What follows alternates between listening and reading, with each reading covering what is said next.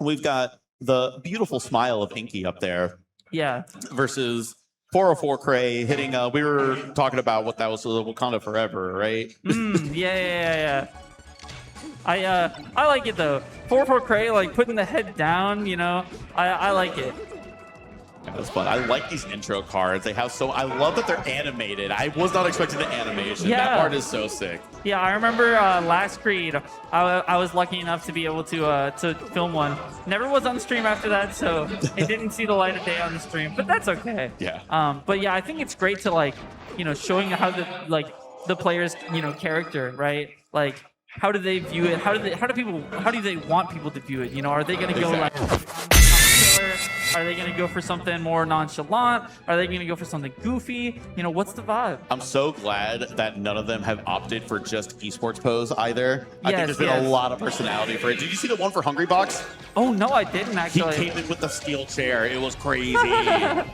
that super fits Hungry Box because he does have that like WWE kind of persona. And of course, he has a storied history with chairs. Indeed. So we are getting into our first match here. Inky coming all the way from Nova Scotia, Canada versus 404 Cray. So Inky came onto my radar a couple of years ago, came down for Tipped Off one year, and has had a really good run. Had a top 8 at Cashbox a few months ago. Yes, an extremely prolific net play player in the rollback era. Just was, you know, at a ton of the Waddle Wednesdays during lockdown, was, you know, doing really well, racked up a ton of really good wins online. And it was always just a matter of like, when will Inky come down, not if Inky will show up. You know what I mean? Like, it's not about the skill, it's about the availability, and we're seeing that right now, you know, in loser side top 8 of this extremely stacked tournament. The skill is clearly there. Great meteor cancel on the Falco side B. Inky was able to survive, but still at 158%.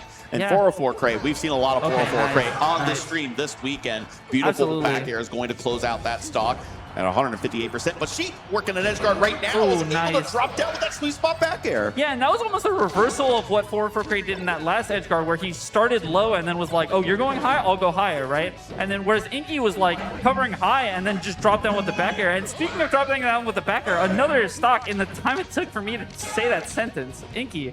That is so funny. Melee is very much a game that goes faster than you can reasonably speak. Absolutely. So it's sometimes the sentences just aren't quick enough.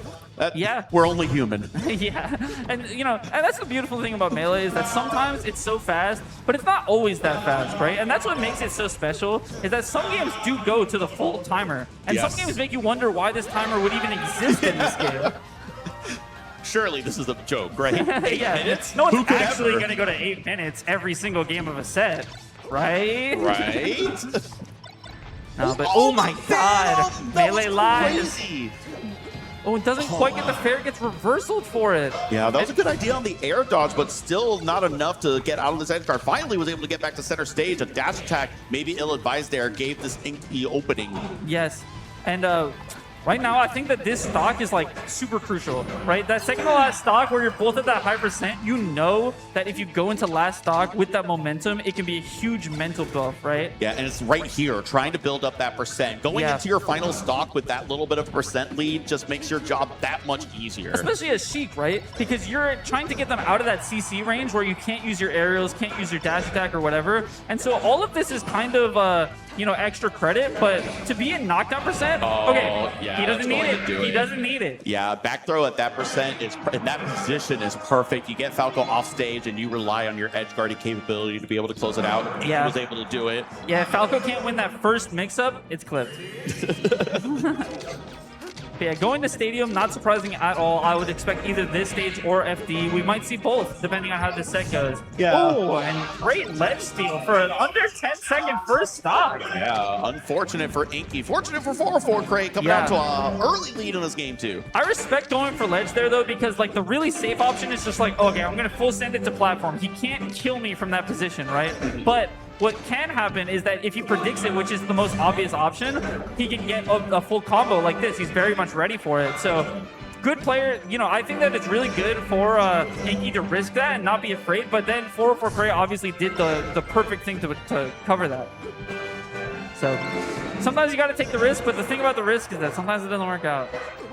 Indeed. Oh, yeah, down tilt. That's a great job. You don't want to set up for anything that could potentially allow Sheik to Amsa tech. So that down tilt to just kill off the top is a great kill confirmed. Yeah, and you know that the Sheik, that's what they're going to do no matter what, right? Because there's nothing else they can do. Yeah. So you might as well try to go for the Amsa tech. So you already know that it's going to come out. Yeah, that is something that is lost on some people. A lot of people think that a lot of things are reactions in this game, when in reality, you really got nothing else better to do other than hold this specific DI. Exactly, right? It's like after a Martha be like, why would I not? Like, am I expecting them not to hit me? No. Yeah. If I'm in a Peach Shadow and I hit down smash, I'm holding up during the entire down smash animation in case they hit the down smash on me. Exactly, exactly. Most matchups you're holding down in case they hit you so that you can get another one, right? Yeah. But you got to think about your character, you know, think about the matchup. Yeah, Inky was able to make it back, hit Falco with the Vanish hitbox, but a second hit of the up air is going to do the trick. 404 crate, getting the kill off the top. Inky, sitting in this edge guard situation, it's looking dicey for Falco. Wow, that's probably going to do it. The descending mountain actually cut off 404 Crate's roll, which put him in a perfect position for Inky to get that edge guard. What a silly stage. Yes, absolutely. But Inky was ready to capitalize, and so you have to respect that. Yeah, and after a disastrous first stock, Inky has brought this back down to dead even and might be able to close it out right here. Great ASDI up on the jab, though, was able to get out of that reset. Okay, off stage, goes straight to ledge. No needles this time. Oh, great run stop to avoid the get-up attack. Was able to set up this dash. Oh my god! There's a slight 50-50 where if 404 Crate does the slight angle up, then he maybe will get on stage. And I think Inky was banking on that, but 404 Crate just went straight in. How did Falco shine in between jabs like that? That was crazy. Oh my god! Down air! Wow. And 404 Crate able to steal it out after a valiant comeback effort by Inky. 404 Crate is able to even it up.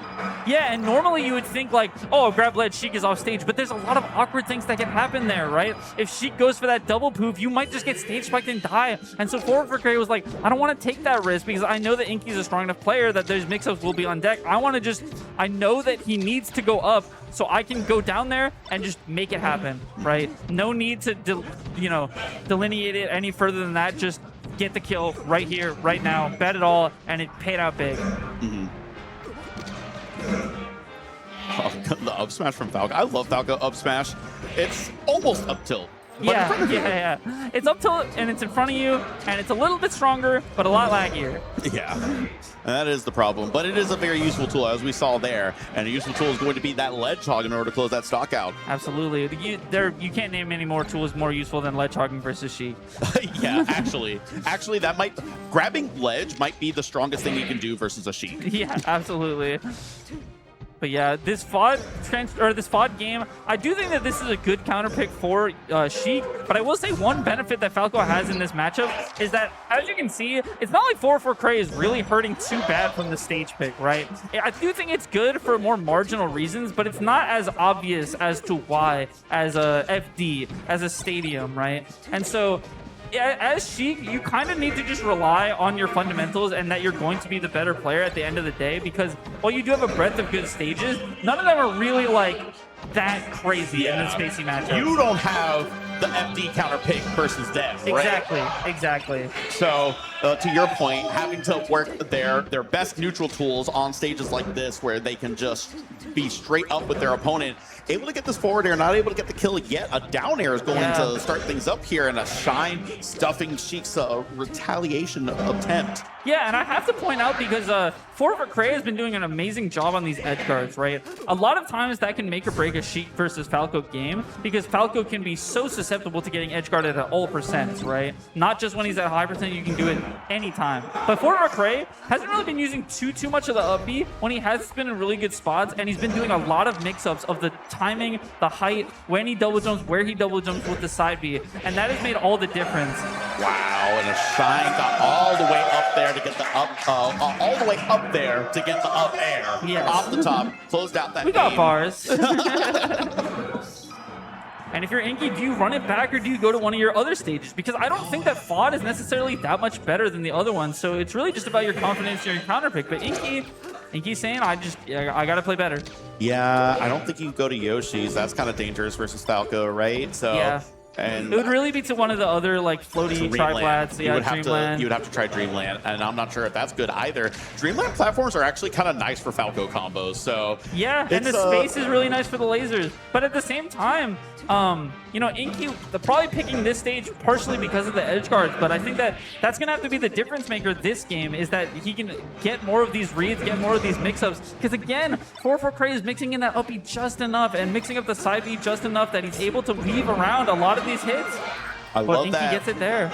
Wave dash off and then double jump before you grab the ledge, and got that deep back air in order to get that edge guard. And Inky up a little bit in this game 4, trying to even it back up to bring us to a game 5. We'll see how Inky is able to do it.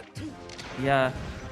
I mean, at 133, again, you're really just looking for that extra little bit of percent so that you can get that knockdown right there against the CC. After that, it's kind of all gravy. Yeah, and even a weak back air going to do it there. Yeah, unfortunately missed, flubbed it there, got the air dodge instead, and 4-4 Cray was able to close out that stock. Even Inky, at 39 is able to get the CC.